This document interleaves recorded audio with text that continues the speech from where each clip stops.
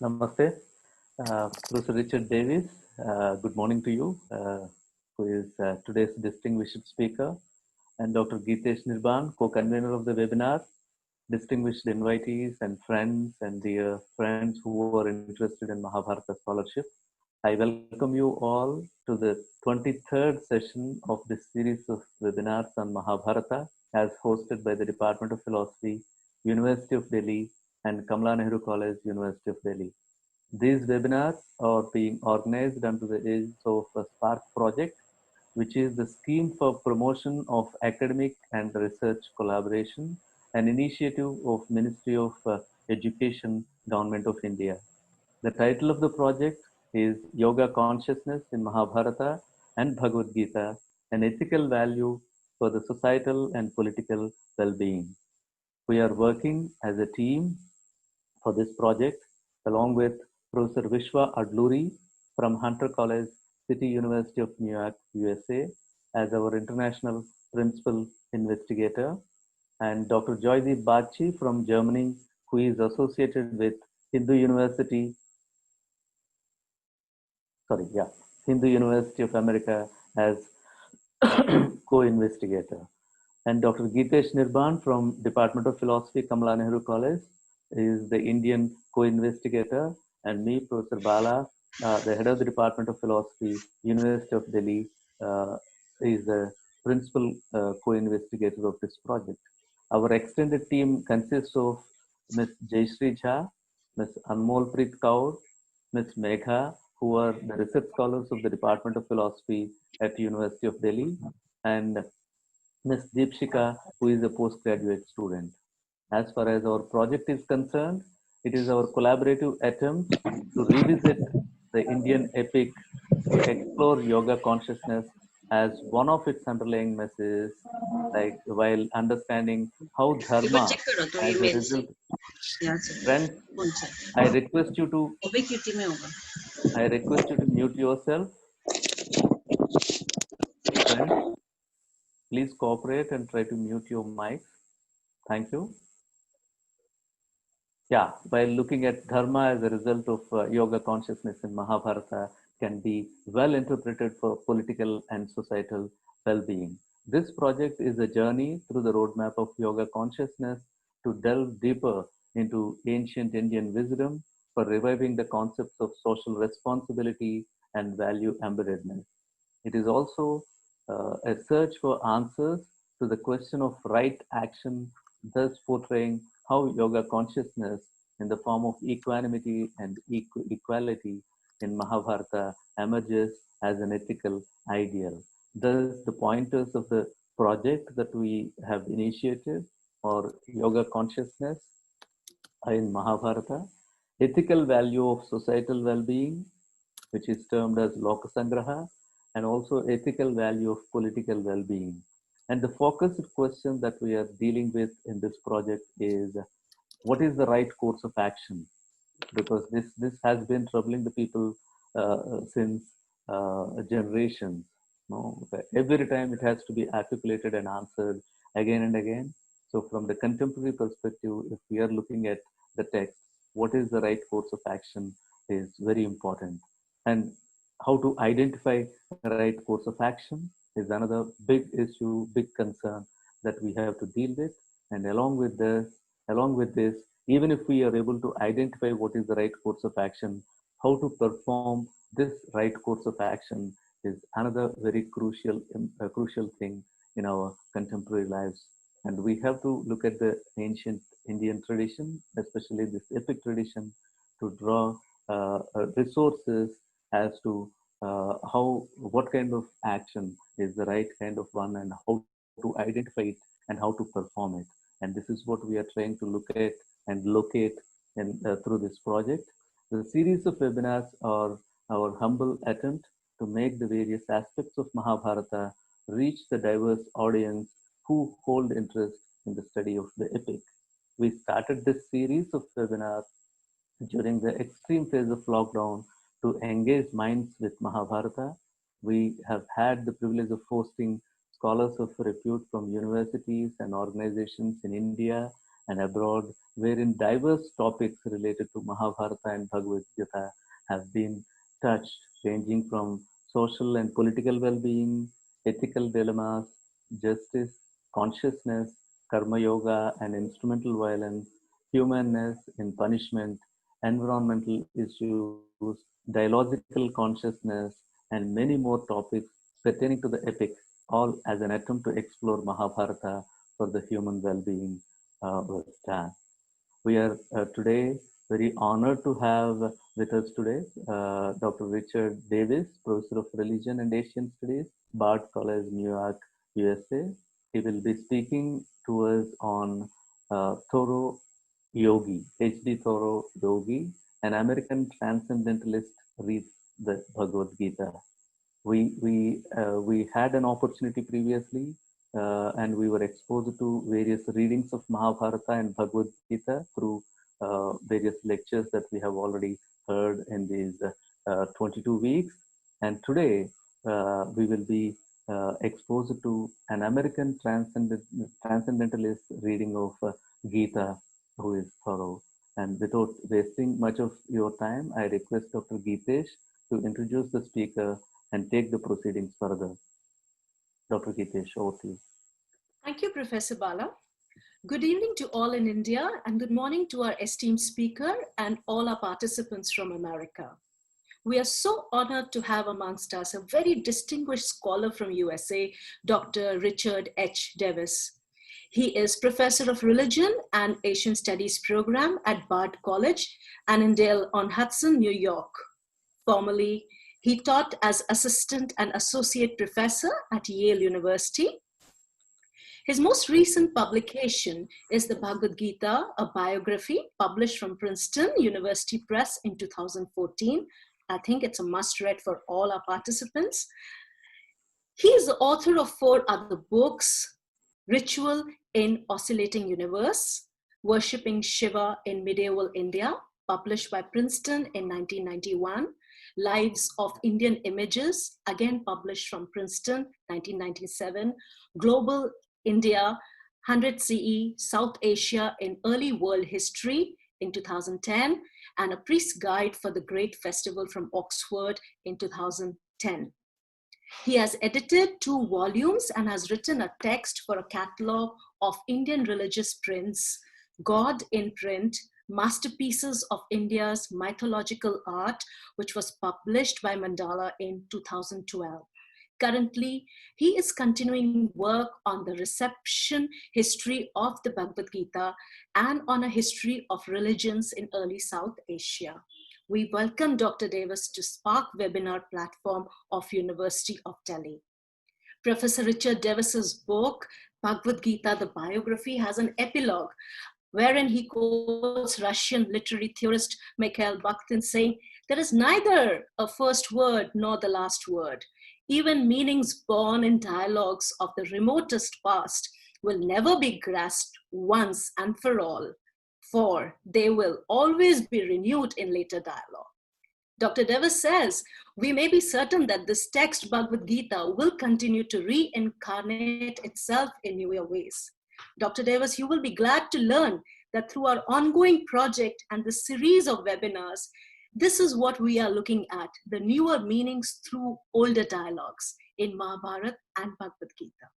Professor Richard Davis, the world-recognized 21st biographer of Bhagavad Gita, is here amongst us to explore a newer dimension of reading and understanding Bhagavad Gita through the lens of Henry David Thoreau. I invite now Professor Richard Davis to deliver his address on Henry David Thoreau, an American transcendentalist, reads the Bhagavad Gita. Over to you, Dr. Richard. Okay. So thank you very much. I want to begin by Am I speaking now? Yes, you're Okay, on. good. Okay, I'm on. So I want to begin by thanking the organizers of the symposium, Dr. Bala Ganapati Devara-Kunda and Gitesh Nirban, for this wonderful introduction. And I just want to say that I'm really grateful for the chance to speak to an audience in Delhi. I wish I could be there in person, but you know, during this pandemic, Kali Yuga, Zoom will have to do.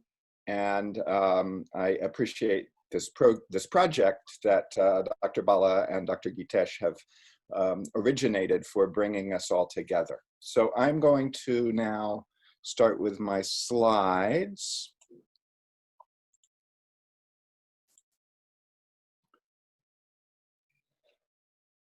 The title of my talk is Henry David Thoreau, Yogi, an American Transcendentalist reads the Bhagavad Gita.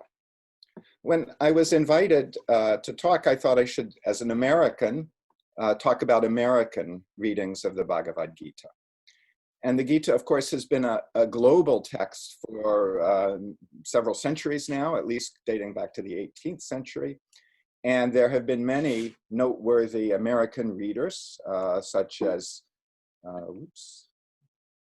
these three from the first half of the 20th century, Huxley, Oppenheimer, and Eliot. But I decided to go back further in time to one of the first, Henry David Thoreau. Thoreau was one of a group of New England transcendentalists in the 1830s and 1840s who engaged seriously with translated works from India. He was a younger assistant and friend of Ralph Waldo Emerson and a colleague of Walt Whitman. Of all the transcendentalists, I think Thoreau made the most concerted effort to understand and incorporate the teachings of Indic texts into his own life. And so my title points to this. Thoreau himself speculated that he might be, in fact, a yogi. This talk is based on an essay I published in an international humanities journal called Common Knowledge. And this journal solicited essays on xenophilia. Xenophilia meaning the love of the other, that is, of those who differ from oneself culturally, racially, ethnically, religiously. The editors of this journal were responding to what they perceived as a worldwide rise in xenophobia, right? The anxious fear and often hatred of the other. Of course, we in the United States, for some time, but especially over the past 4 years, have been experiencing a great explosion of xenophobia. This is something that we share with India, as well as many other countries around the world. It seems worthwhile then to celebrate this other tradition in American history, the xenophilic embrace, the respectful engagement, the positive curiosity and love of the other. In this case, Thoreau's love of India, ancient India. And I think so Thoreau and his reading of ancient Indian works offers a good opportunity to do so.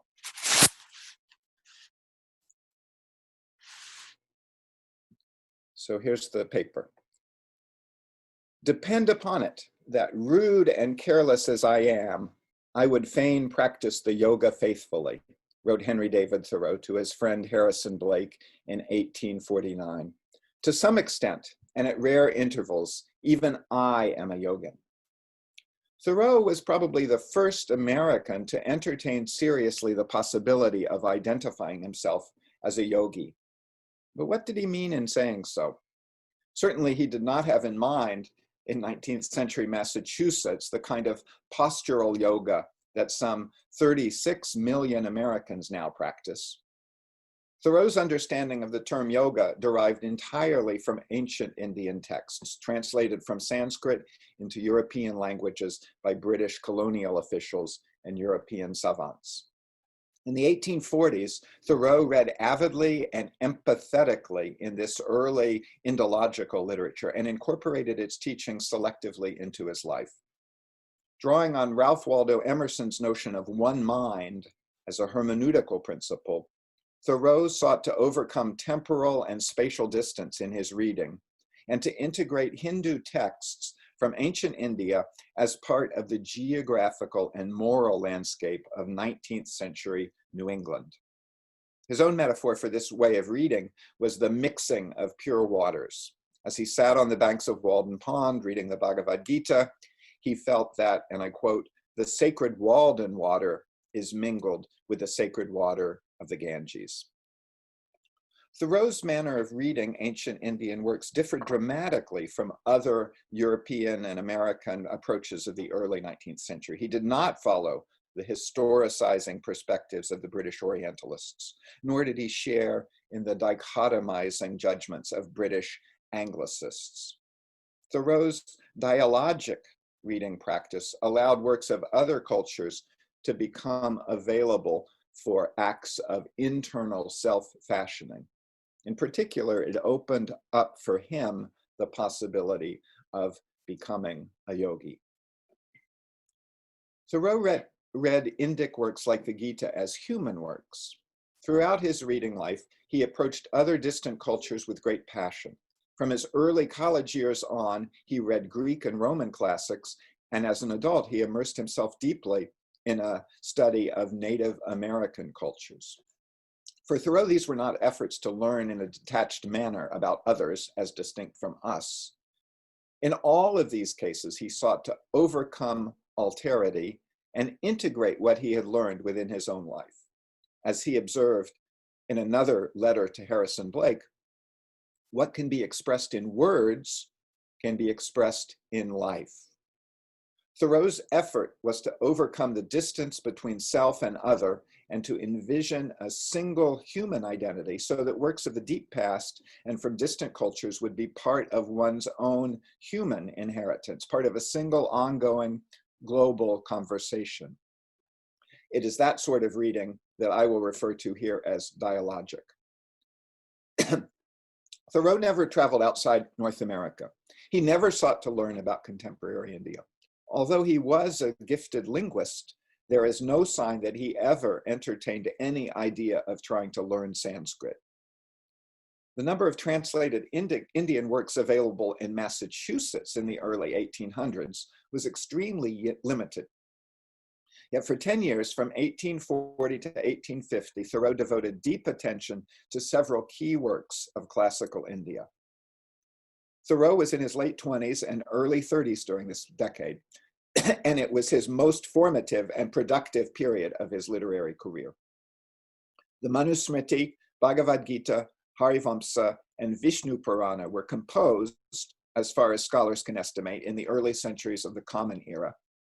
Yet for Thoreau and Emerson, these were not works of simply antiquarian or ethnological interest. The American Transcendentalists, separated by half a globe and 15 or more centuries from the historical composition of these Indian works, regarded them as contemporary and somehow even local.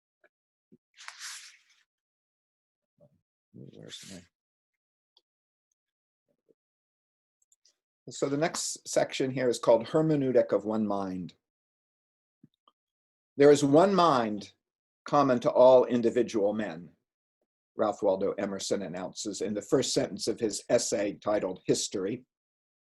And then he continues, of the works of this mind, history is the record.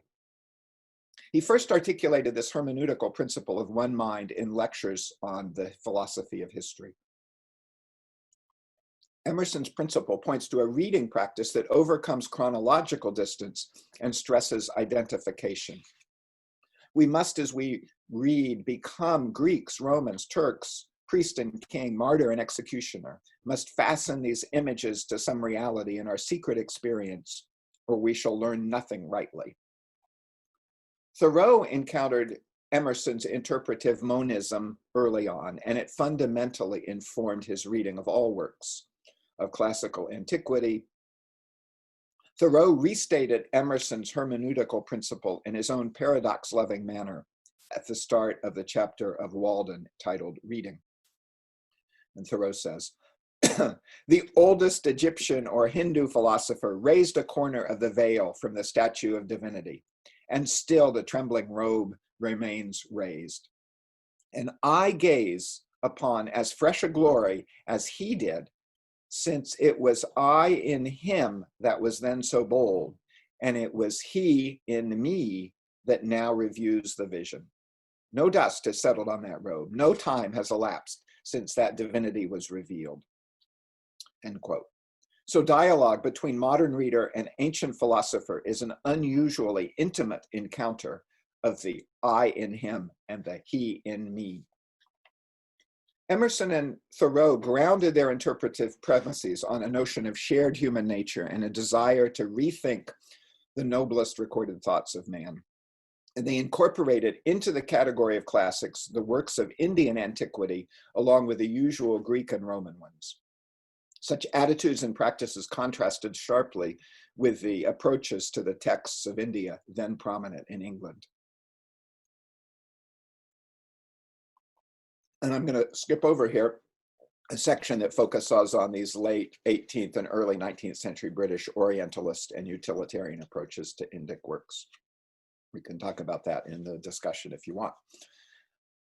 Next section is called Bibles of All Nations. In 1840, Emerson and Margaret Fuller began publication of a new journal, The Dial. In the third volume, Emerson initiated a series that he called Ethnical Scriptures. Each nation has its Bible, more or less pure, he declared. The aim of the series was to present to an American readership selections from the oldest ethical and religious writings of men, exclusive of the Hebrew and Greek scriptures. At the time, this proposal was innovative and audacious.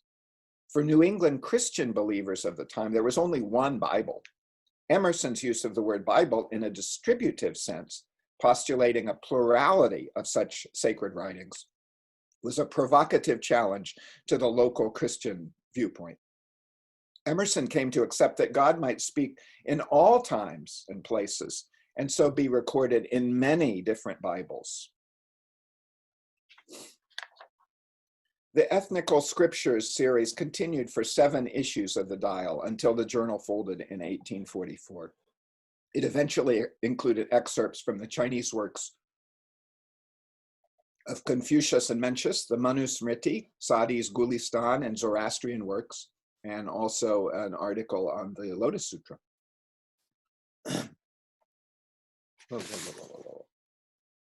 Go. Working as editorial assistant to Emerson at the Dial, Thoreau was closely involved in the Ethnical Scriptures series. Emerson assigned to Thoreau the responsibility of bringing into print, as the journal's second ethnical scripture, the Institutes of Hindu Law, William Jones's 1796 translation of the Manu Smriti. In August and September of 1841, Thoreau engaged deeply in dialogue with Manu and wrote of it repeatedly in his journal. He observes how reading the work seems to transport him to India itself. Quote, elevated as upon the tableland of the Ghats, he envisions in it the physical features of India. Quote, it has such a rhythm as the winds of the desert, such a tide as the Ganges, and seems as superior to criticism as the Himalaya mounts. Yet he notes that the text's tone of authority seems to pervade the landscape around Concord as well. Its influence, he observed, conveys a new gloss to the meadows and the depths of the woods, and bathes the huckleberries on the hills. He imagines the locusts and crickets that he hears on a summer day in Concord to be, quote, later or older glosses on the Dharma Shastra of the Hindus, a continuation of the sacred order. By means of a topographical interpenetration, the ancient Indian text is planted in Thoreau's own milieu, while at the same time it transforms the Concord landscape like a natural force acting upon it. Thoreau, however, does not pay equal attention to everything that Manu says, any more than you or I regard everything said by our partners in conversation as equally significant. The social reformer and radical Thoreau acknowledges Manu's deep conservative streak, but characterizes it as the wisest conservatism. He does not criticize the work directly, but passes over those portions of Manu's teachings on Dharma that he finds discomforting or that do not speak to his own concerns. He overlooks Manu's discussion of kingship and his lengthy treatment of legal issues, which had been of greatest importance to the text's translator, Jones. By contrast, Thoreau values particularly the text's emphasis on austerity and the simple life. The sublime sentences of Manu, he writes, carry us back to a time when purification and sacrifice and self-devotion had a place in the faith of men and were not, as now, a superstition. From over 3,000 verses in the Manusmriti, Thoreau's synopsis for the dial includes only about 100. Thoreau devotes by far the largest portion of his selected verses, 41 in all, to the Brahman. The life of the Brahman is a matter of great concern in the Manusmriti. And in his journal, Thoreau calls the Manusmriti, quote, a manual of private devotion, as opposed to a legal code. And his selections for the dial suit this definition. He is drawn especially to Manu's verses praising temperance, the reduction of body requirements, abstinence from worldly matters, simplification in lifestyle, and the importance of virtue, even when not recognized by others. Thoreau includes verses on vairagya and abandonment of worldly attachments leading to indifference or equanimity in the face of such opposites as honor and dishonor. He cites pungent statements on the impermanence of the body and the immortality of the vital soul. He quotes Manu's directive about when to seek refuge in a forest, along with his praise of the solitary man who neither forsakes nor is forsaken. He includes several verses promoting yogic meditation, including this one. Alone, in some solitary place, let him constantly meditate on the divine nature of the soul, for by such meditation, he will attain happiness. Thoreau also finds in Manu's verses a monism that resonates with his own transcendental ethos. Another quote, let every Brahman with fixed attention consider all nature, both visible and invisible, as existing in the divine spirit.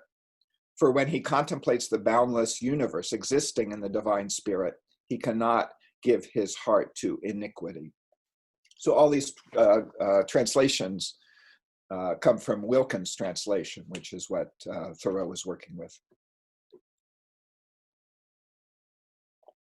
So Thoreau's selections highlight the yogic side of the Manusmriti, and Manu's teachings reinforce Thoreau's own growing yogic inclinations.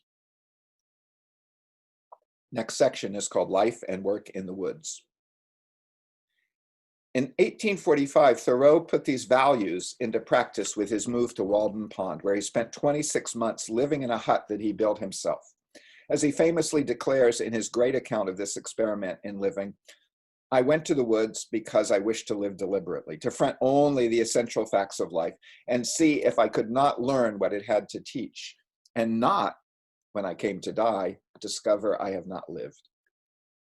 So what role did his reading of the Manusmriti in 1840 and 1841 play in this plan? Certainly there was an aspect of Hindu-like renunciation in Thoreau's deliberate simplification of material demands and in his reduction of social contacts at Walden. On the other hand, simplification and reduction were already characteristic of Thoreau. This is a quote from Emerson. It is a misfortune of Thoreau's that he has no appetite. He neither eats nor drinks. What can you have in common with a man who does not know the difference between ice cream and cabbage, and who has no experience of wine or ale? The Manusmriti and other Indic works resonated with Thoreau's own tendencies and offered him an antidote to the criticism of others. For the Indian sage, the equanimity that does not distinguish between attraction and aversion, between ice cream and cabbage, is a sought-after virtue. Thoreau was 26 years old when he moved to Walden. He had no flaccid muscles or gray hair. He had never been married or had children, let alone grandchildren. His move was not a final retirement from life as a householder to pursue spiritual ends as the vanaprastha or sannyasa in Manu's sequence of life stages. Rather, it was a strategic and temporary retreat. Still, his move to the woods did provide Thoreau the opportunity to practice his own version of yogic meditation. As he writes in Walden, sometimes in a summer morning, having taken my accustomed bath, I sat in my sunny doorway from sunrise till noon, wrapped in a reverie amidst the pines and hickories and sumacs in undisturbed solitude and stillness, while the birds sang around or flitted noiseless through the house, until by the sun falling in at my west window with the noise of some traveler's wagon on the distant highway, I was reminded of the lapse of time. From this seeming spontaneous reverie, Thoreau goes on to acknowledge its Indic parallel or inspiration. He says, I realized what the Orientals mean by contemplation and the forsaking of works. Thoreau may have realized what the Orientals mean by the forsaking of works, but he himself did not intend to follow their practice. Moving to the hut at Walden Pond was an act of deliberate simplification in order to find the concentration and discipline necessary for the writing that he wished to accomplish. In this respect, he was remarkably successful as a reader and writer during his 2 years at Walden Pond.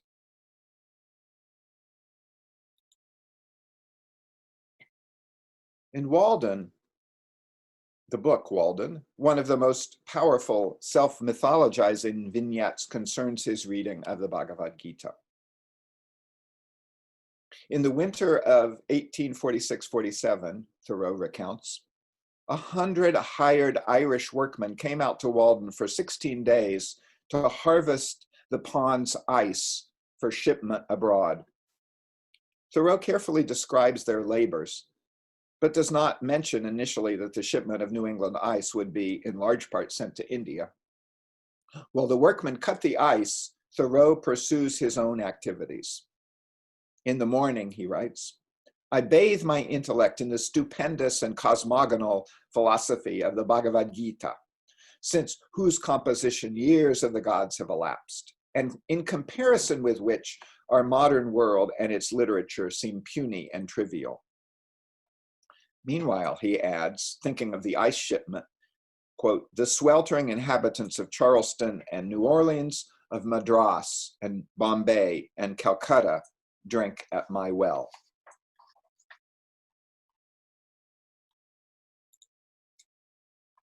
Thoreau was reading the translation of the Bhagavad Gita made in Benares by Charles Wilkins and published in 1785 by the East India Company in London. The copy he read belonged to Emerson, who had purchased it from an English book agent and lent it to Thoreau in Concord. Thoreau was well aware that the Gita had been written in India centuries before. Yet even recognizing the great spatial and temporal distances between himself and the Gita's author, these distances are overcome in a confluence of waters and a bathing of intellect. And here's a long quote. I laid down the book and go to my well for water, and lo, there I meet the servant of the Brahman, priest of Brahma and Vishnu and Indra, who still sits in his temple on the Ganges reading the Vedas, or dwells at the root of a tree with his crust and water jug. I meet his servant come to draw water for his master, and our buckets, as it were, grate together in the same well. The pure Walden water is mingled with the sacred water of the Ganges. So now let's talk about Thoreau's dialogue with Krishna. In A Week on the Concord and Merrimack Rivers, Thoreau's first book, written during his years at Walden Pond, Thoreau engages in an extended review of the Gita and other Indic texts on Hinduism and Christianity and on human history. Thoreau begins by praising the Gita for its moral grandeur and its sublime intellectuality. The reader, he says, is nowhere raised into and sustained in a higher, purer, or rarer region of thought than in the Bhagavad Gita. In his enthusiasm, Thoreau associates himself with the praises of Sanjaya, the narrator of the Gita. He says, quote, "To conclude these extracts, I can say, in the words of Sanjay, as, O mighty prince, I recollect again and again this holy and wonderful dialogue of Krishna and Arjuna, I continue more and more to rejoice. And as I recall to my memory the more than miraculous form of Hari, my astonishment is great, and I marvel and rejoice again and again." Despite his exuberance, however, Thoreau is not an uncritical audience for Krishna's teachings. As a reader, Thoreau identifies with Arjuna, who questions Krishna. When Krishna urges Arjuna to perform his, quote, settled functions and not to forsake a man's own calling, Thoreau hears the same conservative message he has perceived in the Manusmriti. Krishna's argument rests on a moral vision of stable social roles. Thoreau acknowledges that this stance may have been effective in maintaining a durable ancient civilization, but he juxtaposes it against the more practical and radical message of Jesus. If Krishna is an avatara of a more ancient and unchanging social order, Thoreau muses that Jesus might be taken as a new kind of incarnation. Here's a long quote from Thoreau's writing. So many years and ages of the gods, those Eastern sages sat contemplating Brahm, uttering in silence the mystic Om, being absorbed into the essence of the Supreme Being, never going out of themselves, but subsiding further and deeper within. So infinitely wise, yet infinitely stagnant, until at last, in that same Asia, but in the western part of it, appeared a youth, wholly unforetold by them, not being absorbed in the Brahma, but bringing Brahma down to earth and to mankind, in whom Brahma had awakened from his long sleep and exerted himself, and the day began, a new avatar. Even here, as Thoreau repeats the common stereotype of an unchanging East and a dynamic West, Thoreau's playful use of the Indic term for divine incarnation, avatara, links the two civilizations as equally part of the same world, which was created, as in the Manusmriti, out of Brahman.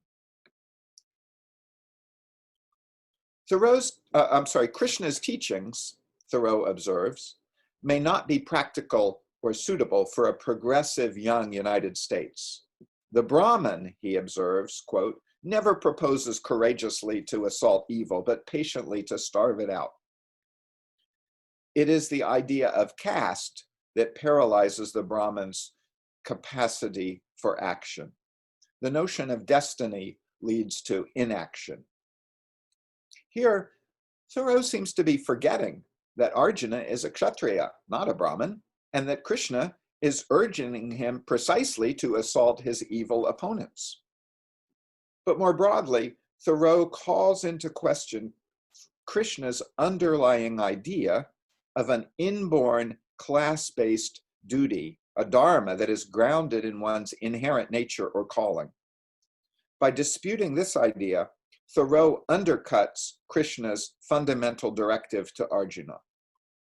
Krishna's argument, it must be allowed, is defective, Thoreau asserts. No sufficient reason is given why Arjuna should fight. Arjuna may be convinced, but the reader is not. The reader, namely Thoreau, parts company with Arjuna at a critical point. Like Arjuna, Thoreau has the temerity to question the obligations of his assigned place in the social order. At the start of the Gita, the warrior Arjuna drops his bow on the battlefield. Thoreau has left Concord to build a hut outside of town. These are not light renunciations. In Walden, Thoreau cites some of the critics of his move, just as Krishna reminds Arjuna of the humiliating judgments that others will make if he refuses to fight. But unlike Arjuna, Thoreau hears no compelling argument that would persuade him to fulfill his societal duties. Thoreau turns fiercely to question Krishna's recourse to the logic of class dharma. He says, the duty of which he speaks is an arbitrary one. When was it established? What is it which a man hath to do? What are the settled functions? What is a man's own particular calling? What are the duties which are appointed at one's birth? These rhetorical questions imply Thoreau's rejection of the classical Indian conception of duty, as his moving to Walden expressed his rejection of the vocational expectations of his Concord neighbors. Thoreau was seeking a different understanding of Dharma, a different way of determining his own particular calling. One powerful reason for Thoreau's vigorous disagreement with Krishna on this matter was no doubt the political climate in which Thoreau found himself. On March 1st, 1845, a few weeks before Thoreau went out with his borrowed axe to build a hut at Walden, President John Tyler signed a bill annexing Texas, a move that would lead the United States quickly into war with Mexico. While Krishna described the Kurukshetra battle as a righteous war, Thoreau viewed the Mexican War as an unjust imperialist action. He came to see the United States government, which was not only prosecuting the war, but also accepting slavery as unworthy of his allegiance. He wrote about this in his famous essay on civil disobedience, also composed during his stay at Walden. In Civil Disobedience, Thoreau is acutely sensitive to the ways in which authorities may use a rhetoric of duty, exploiting an undue respect for law, to send compliant individual soldiers into unjust battle. The palpitation of a soldier's heart in battle that Thoreau describes reminds us of Arjuna's whirling mind at Kurukshetra. And Thoreau's seeing men turned by war into machines perhaps answers Krishna's urging of Arjuna to regard himself as an instrument of divine will. Thoreau observes that a state that orders men into service may be as easily demonic as divine. Against the unwarranted sense of duty, Thoreau appeals to the individual conscience or common sense, which may at times compel one to withhold obedience and resist civil governments. Thoreau, in other words, inserts himself into Arjuna's dialogue with Krishna, adding his own comments and objections. He is enthusiastic, but critical. Emerson shared Thoreau's enthusiasm for the Gita, but criticized Thoreau's willingness to argue with this venerable text. For Thoreau, the criticism of Krishna's argument that he raised was anything but minute. It bore directly on his own life choices. Next section is called Thoreau, the Worldly Yogi. Hindu religious teachers have sometimes regarded Thoreau as America's first sannyasin. It is true that, like an Indian renunciate, he intentionally simplified his life, sought equanimity, and sometimes practiced a form of meditation. But by Manu's strict standards, Thoreau cannot be considered a sannyasin. He never intended his retreat at Walden to be permanent, and he never abandoned his productive work of bean hoeing, serious reading, and ambitious writing.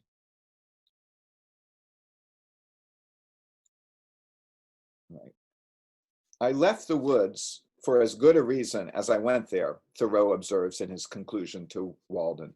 Perhaps it seemed to me that I have several more lives to live and could not spare any more time for that one.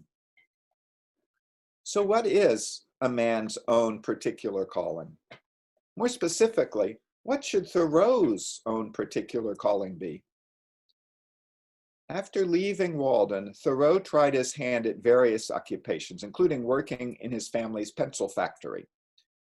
He might be engaging in these to earn his bread and support his body, but he did not accept doing so as a dharma based on birth and caste.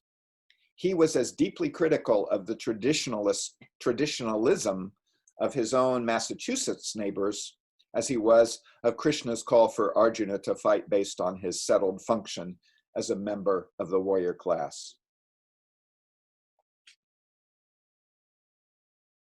In the concluding 18th chapter of Walden, for this book follows the Bhagavad Gita in its auspicious number of divisions, Thoreau argues powerfully that one's duty must be sought for and found individually.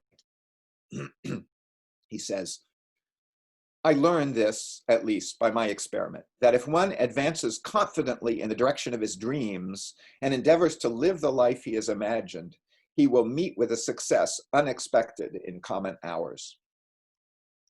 Emerson's self-reliant American individual becomes, in Thoreau's famous phrasing, the man willing to fall out of step with his companions because he hears a different drummer. Dharma, in Thoreau's new American definition, is a matter not of following one's class duty, but of listening for that inner drumbeat. For Thoreau, the new Dharma he was creating for himself in the 1840s, living at Walden Pond, publishing his first book, revising the manuscript that would become Walden, was that of a writer, a man of letters. By rethinking Dharma for his American context, divorcing it from the conservative caste-based definitions of Manu and Krishna, as he saw it, Thoreau was able to adopt another key element of Krishna's teachings in the Bhagavad Gita as a part of his own ethic. Excuse me.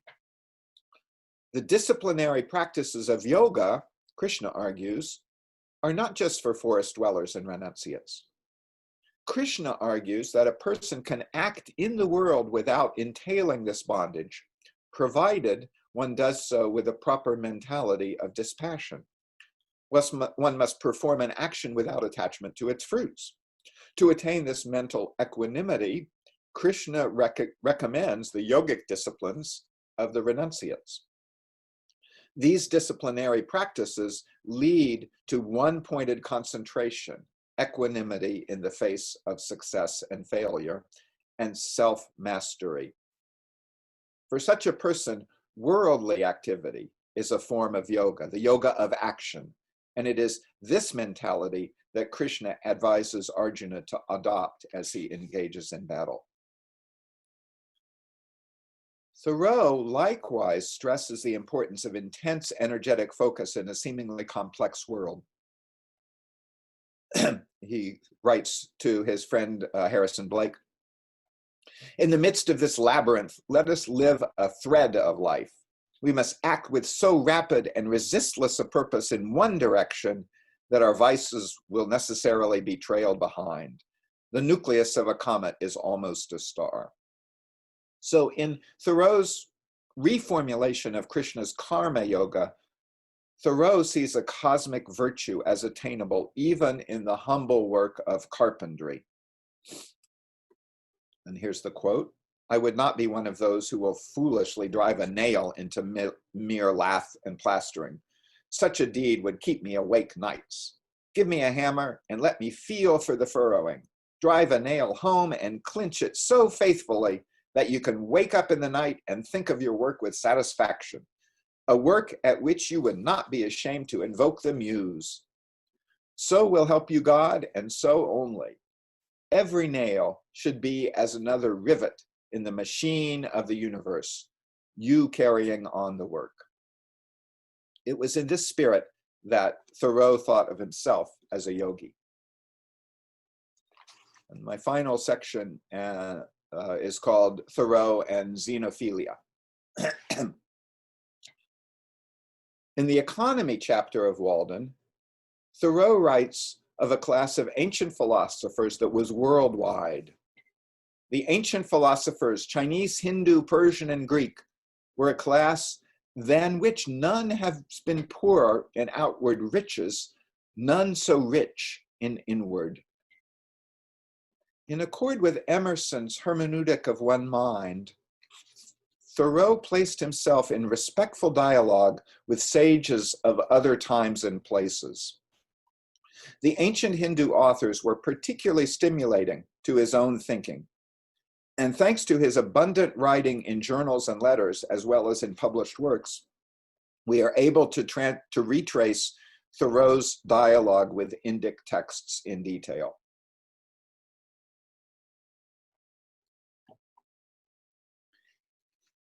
He believed that he could hear the voices of Manu and Krishna, as the he in me and the I in him, articulating the words of his own inner voice.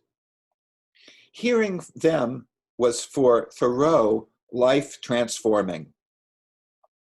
He especially praised the ancient philosophers for their willingness to live in accord with their own wisdom. He says, there are nowadays professors of philosophy, but not philosophers. To be a philosopher is not merely to have subtle thoughts, nor even to found a school, but so to love wisdom as to live according to its dictates, a life of simplicity, magnanimity, and trust. It is to solve some of the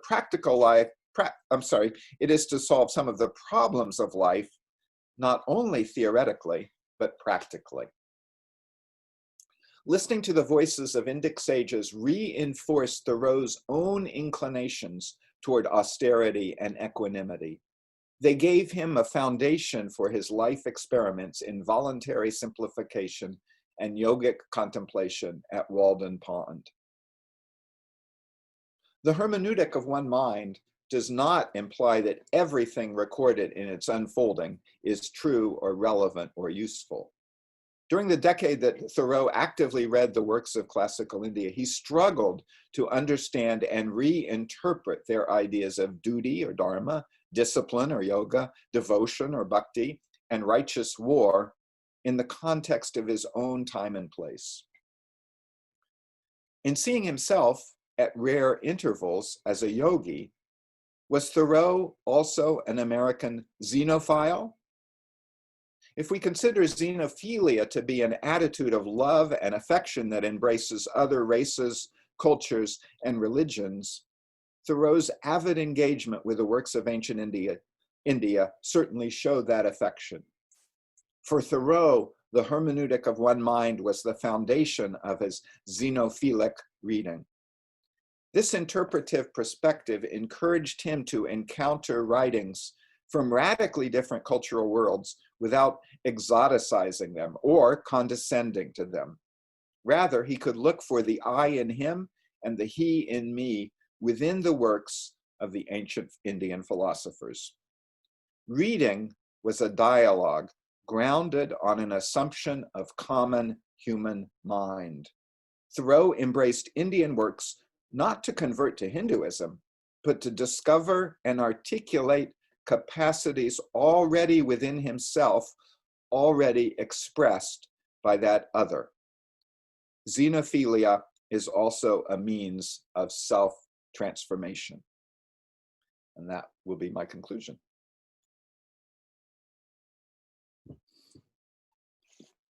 Okay. Well, thank you, Professor Davis, for sparing time for us. You shed light on Thoreau's dialogic process while even explicating the concept of xenophilia, as well as his interpretation and engagement with the Indian text. Thoreau did take note of the concept of equanimity, which even Dr. Bala pointed out, from Bhagavad Gita, which undoubtedly is an ethical value of significance, especially when we are talking about xenophilia, especially in light of today's world. Well, Bhagavad Gita is an old text which is always available for newer interpretation, and that's where we all find a very unique element in the Indian text Bhagavad Gita. And as you said, Professor Davis, right now, that we are all living in a kind of a process of learning as well as relearning from Bhagavad Gita. And since you've written a kind of a biography on the text, we completely understand the kind of value that you attach to the text. Thank you once again on behalf of the Department of Philosophy of University of Delhi, as well as Kamala Nehru College, Professor Davis, for sparing time very early in the morning. And I'm sure your address must have given the younger scholars a newer perspective to explore. Undoubtedly, disagreements are a part of the process of learning. And that's the way the whole webinar series has gone. Thank you for a wonderful address, as well as opening newer avenues for the researchers to explore. Now, I take this opportunity to thank all our participants, as well as would like to share with some of the participants that we couldn't take all the questions because of the time limit, but thank you for posting all your questions in the chat box. We have our social media handles, which our participants are well aware of. Please follow them. Our addresses have been edited and have been uploaded on the YouTube channel on consistent basis. Watch them, share them, and that's the way we will be able to build a larger, a greater Mahabharata and Bhagavad Gita community. So I now request all of you to switch on your videos so that we can have screenshots for our social media handles. Okay. This is one opportunity that we give to all our participants, Dr. Davis, so that they can see you, you can see all of them. Okay. We are on page 1. Okay.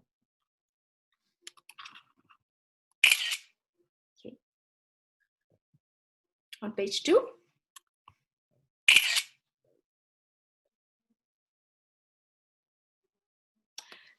Thank you, Professor Davis, for being with us. Namaskar. And I thank all the participants for sparing time today evening. Wish you all good night and a very pleasant day for Professor Davis. Namaskar. Yeah, thank you. Thank you, Richard. Okay, thank you very much.